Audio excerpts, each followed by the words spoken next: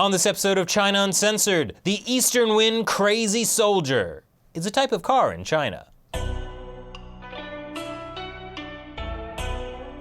Hi, welcome to China Uncensored. I'm your host, Chris Chappell. Whether it's a delicious burger from OMC McDonald's or a fun-filled afternoon spent playing the Poly Station, nothing beats a good old Chinese knockoff, especially if you like cheap cars. Because word is, Chinese car manufacturers are looking to play the proverbial Thomas Edison to the Tesla car company. Meet Le Car. No, I'm not speaking French. Le in Chinese means happy. And nothing makes car owners happier than getting a fancy electric car for half the price. For now, Le Car is still in the concepting phase. And you might be thinking that Tesla uses some pretty advanced technology, so there's no way Chinese car makers could knock it off. But guess what? Chinese car makers have been ripping off foreign car designs for decades. So here are my top 7 Chinese car knockoffs. Number 7. This is the Baimin. And this is a Mercedes-Benz W123. Looks similar? That's exactly what the Chinese army wanted. Yes, in the 80s, China's People's Liberation Army liked the Mercedes so much, they decided to rip it off. It also came in a station wagon model. Back then, basically everything was a state-owned enterprise, and Chinese companies did just whatever they wanted. Actually, that second part really hasn't changed. Number 6. You know, China has come a long way from its army admiring Mercedes-Benz, and by admiring I mean actively admiring. These days, Mercedes' parent company, Daimler, is actually working with Chinese car companies. They've got a partnership with China's BAIC Motor. In less than a decade, they've rolled out over 500,000 cars in China, which is kind of funny considering BAIC was also rolling this out during that time. It looks like the Mercedes-Benz G-Class with the grille of a Jeep. Number 5. But if classy cars are your thing, then you're going to love the Geely GE. Don't let the characteristic flying lady hood ornament fool you. Actually, wait. Yes, let it fool you. But while some, like the lawyers representing Rolls-Royce, think it's a cheap knockoff, Geely feels it's just reinventing the classic. Just like how I'm planning to sell my reinvention of the Mona Lisa to the Louvre. Actually, to the knockoff Louvre in Hebei province. Number 4. Does this Landwind X7 look familiar to you?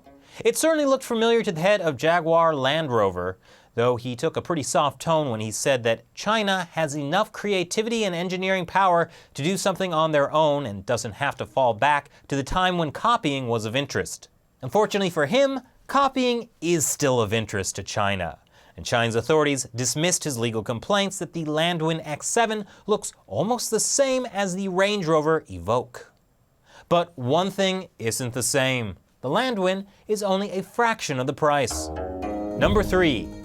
The Lifan 330, how did this get in the list? I'm sorry, this is a mistake.